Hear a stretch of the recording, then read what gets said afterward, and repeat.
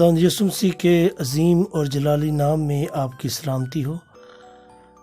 आज नूरे सहर प्रोग्राम के साथ मैं आपके सामने हूँ। आइए आज खुदावंद के कलाम में से देखते हैं कि खुदावंद ने आज हमारी हिदायत के लिए कलाम का कौन सा हिस्सा हमारे लिए रखा हुआ है। आइए मेरे साथ निकालें इमसाल की किताब, उसका 3 बाब और उसकी 11वीं और 12वीं आयत हम तलावत करेंगे। इसमें लिखा हुआ है, ऐ मेरे बेटे, खुदावंद की तंबीह को हकीर ना जान और उसकी मलामत से बेजार ना हो,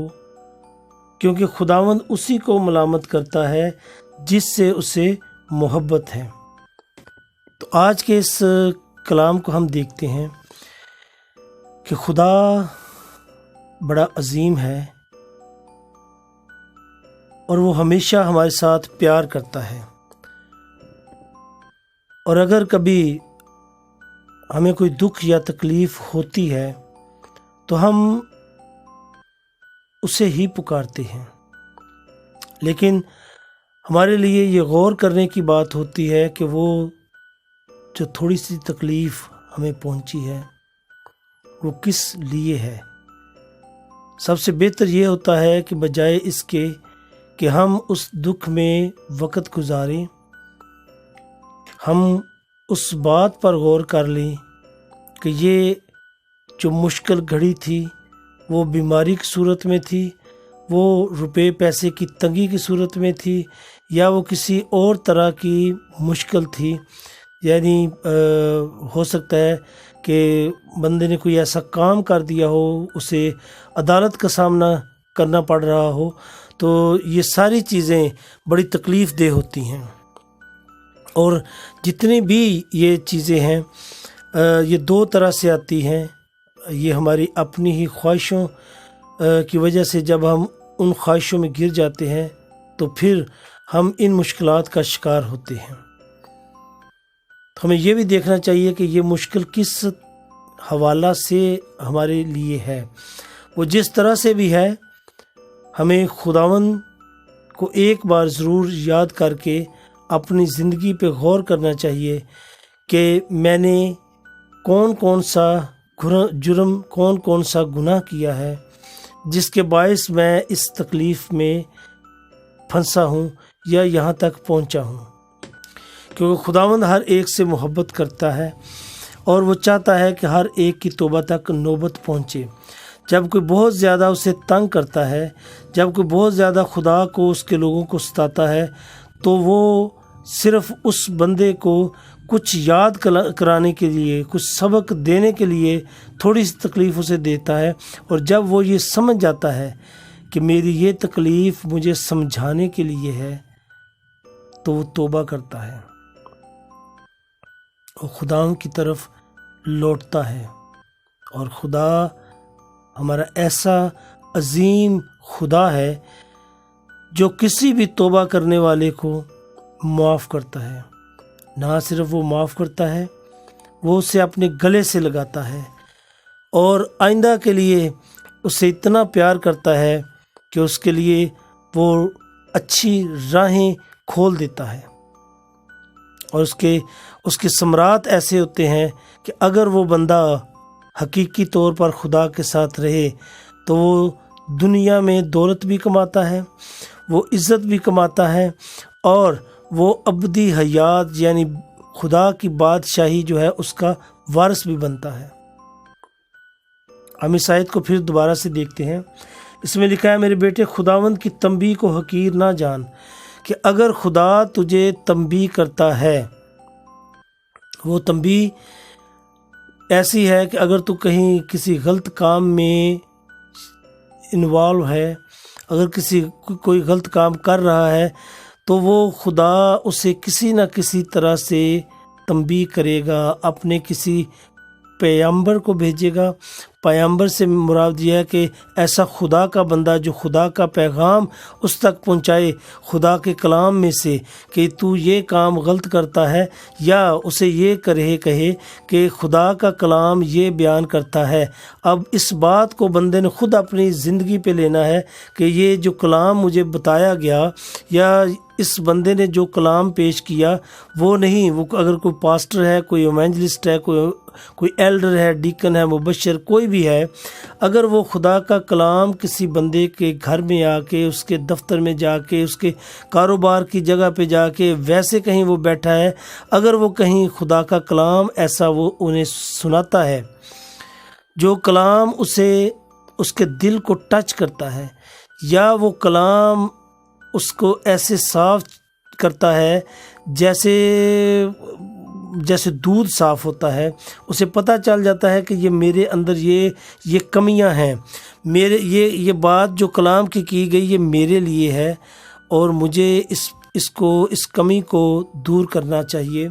مجھے اس گناہ سے توبہ کرنی چاہیے، تو یہ سمجھیں خدا نے اس شخص کو ایک تنبیہ کی ہے۔ تنبیہ کا مطلب ہے وارننگ جب دی جاتی ہے تو اس وقت بندے کو سزا نہیں دی جاتی۔ جب وارننگ دی جاتی ہے تو بندے کو گرفتار نہیں کیا جاتا، بندے کو پکڑا نہیں جاتا، اسے کچھ بھی مجرم نہیں ٹھہرایا جاتا، اسے ملزم نہیں ٹھہرایا جاتا۔ وارننگ کا مطلب یہ ہوتا ہے کہ وی آر واچنگ، ہم تجھے دیکھ رہے ہیں اور تو اپنی چال چلن کو ٹھیک کر۔ وہ چاہے کسی قسم کا بھی کام کرتا ہے، وہ جانتا ہے کہ وہ کون سی برائی کر رہا ہے، لیکن وارننگ کا مطلب ہوتا ہے کسی کو آگاہ کرنا، وارن کرنا، آگاہ کرنا کہ تو یہ کر رہا ہے، آئندہ نہ کر، اس کام کو یہاں پہ بند کر دے، اگر تو کرے گا تو اس کا رزلٹ کیا ہوگا۔ وارننگ کے یہ مطلب ہوتے ہیں، اور تنبیہ بھی اسے ہی کہتے ہیں۔ تو خدا اپنے چاہنے والوں کو جس سے وہ پیار کرتا ہے، جس سے وہ کام لینا چاہتا ہے، خدا اسے اگر وہ غلط رستے پہ چل پڑا ہے تو خدا اسے وارننگ کرتا ہے، ایک بار اسے تنبیہ کرتا ہے۔ اس سے آگے لکھا ہوا ہے اور اس کی ملامت سے بیزار نہ ہو، اور کہ اگر خدا نے ایک بار کلام کیا ہے تو اور دوسری بار پھر تو نے اگر خدا نے کوئی ایسا بندہ بھیجا وہ جہاں پہ بھی کلام کر رہا تھا، اگر تو نے سمجھا کہ یہ کلام میرے لیے ہے، میں اپنی زندگی میں یہ برائی کرتا ہوں، یا کسی دن، کسی صبح، کسی دوپہر، کسی رات کے وقت دعا کرتے ہوئے کلام کو اگر تو نے پڑھا اور وہ کلام نے تجھے ملامت کیا اور تو نے یہ محسوس کیا کہ یہ کلام میرے لیے ہے، اور پھر تو نے اس کلام کو سن کے پڑھ کے اس پر عمل نہیں کیا، توبہ نہیں کی، اور تو اگلے ہی اتوار چرچ میں چلا گیا، اور چرچ میں پھر اگر خدا کے خادم نے بھی یہی کلام سنایا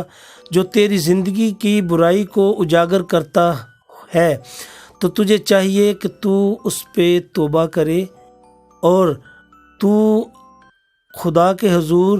اپنے آپ کو ٹھیک کرے۔ تو یہ لکھا ہے کہ اس کی ملامت سے بیزار نہ ہو، کہ اگر تجھے ایک بار خدا نے خود کلام پڑھتے ہوئے کسی کے ذریعہ سے تجھے وہ کلام سنایا اور تو نے دوبارہ پھر اسی کلام کو کسی اور ذریعہ سے سنا، تو بیزار نہ ہو کہ مجھے یہی بات بار بار خدا مجھے کیوں یہ کہتا۔ تو بیزار نہ ہو، کیونکہ خدا اسی کو ملامت کرتا ہے جس سے اسے محبت ہوتی ہے۔ خدا تجھ سے محبت کرتا ہے، اور اگر خدا تجھے وارننگ کر رہا ہے کہ یہ چیز غلط ہے، یا خدا کا کلام جو پڑھا جاتا ہے اگر وہ اس شخص کے اوپر اس کو یہ محسوس ہوتا ہے کہ یہ کلام جو ہے یہ میرے لیے ہے، میری فلاں برائی کو یہ اجاگر کر رہا ہے، اور مجھے یہ کلام سکھا رہا ہے کہ تو یہ کام کر رہا تھا تو اس کام کو چھوڑ دے، تو اس سے بیزار نہ ہو، کیونکہ خدا جس سے محبت کرتا ہے خدا اسے ملامت کرتا ہے، اسی کو بار بار وہ سکھاتا ہے۔ ایک سب سے بڑی مثال جو ہے وہ ہم تبدیلی کی پولس رسول کی زندگی سے دیکھتے ہیں کہ پولس بارہا شاگردوں کو تنگ کرتا تھا، وہ انہیں ایذا رسانیاں دیتا تھا، وہ انہیں مار رہا تھا، وہ بڑا بڑا بڑا کچھ ان کے ساتھ کرتا رہا، لیکن خدا پولس سے پیار کرتا تھا۔ خدا نے یہ دیکھا کہ جو اتنی جنگ و جدل کر رہا ہے، جو اتنی وفاداری سے، جان ساری سے جس مشن پہ وہ چلا ہوا ہے، جو مشن وہ لے کر نکلا ہے، وہ اس مشن کو ایمانداری سے کر رہا ہے، تو اس کو میں اپنے لیے استعمال کروں تو وہ اسی طرح سے اس مشن کو لے کے چلے گا۔ تو خدا اس سے پیار کرتا تھا۔ خدا نے اس کو ایک ایسا جھٹکا دیا، وہ گرا، اس کی آنکھیں بند ہوئیں، اس نے پھر خدا کو دیکھا، روشنی دیکھی، اس نے خدا کو دیکھا، اس نے توبہ کی، پھر وہ ایسی توبہ کی کہ وہ خدا کے لیے ہی استعمال ہونا شروع ہو گیا۔ یہ تو بائبل میں سے ایک مثال تھی۔ ایسے بہت سے لوگ ہیں، ایسی بہت سی مثالیں ہیں، ایسے بڑے لوگ ہیں جو کبھی ڈکیت تھے، وہ ڈاکو تھے، انہیں کسی طرح سے انہوں نے خدا کا کلام سنا، انہوں نے توبہ کی، اور پھر وہ ایسے خدا کی طرف لگے کہ پھر انہوں نے مڑ کے اپنی پچھلی زندگی کو نہیں دیکھا، اور جس جوش، جس بہادری کے ساتھ وہ دوسرے کام کرتے تھے، اسی جوش اور اسی بہادری کے ساتھ انہوں نے خدا کے کام کو کیا۔ تو آج کا میرا جو کلام خدا نے جو مجھے کلام دیا وہ یہ تھا کہ خدا ہمیشہ محبت کرتا ہے، اور جسے وہ ملامت کرتا ہے وہ اس سے بہت زیادہ پیار کرتا ہے۔ خدا اس سے اپنا کام لینا چاہتا ہے، اور یہی وجہ ہے کہ جب بھی ہم خدا کے کلام کو سنتے ہیں، اور اگر ہم یہ محسوس کریں کہ یہ کلام ہمارے لیے ہے، اور اس کلام نے میری کسی ایک برائی کو اجاگر کیا ہے، اور مجھے کلام نے یہ بتایا ہے کہ یہ برائی میرے اندر، یہ برائی ہے جسے مجھے ٹھیک کرنا چاہیے، تو ہمیں چاہیے کہ ہم اس بات کو لیں اور اس سے توبہ کریں، اس گناہ سے توبہ کریں، خداوند کی حضوری میں آئیں، اس کے ساتھ چلیں، اور وہ ہمیں برکات دے گا، کیونکہ خداوند عظیم ہے اور وہ ہمیں محبت کرتا ہے۔ خداوند آج کے اس کلام کے وسیلہ سے آپ کو بڑی برکت دے۔ آمین۔ خدا حافظ۔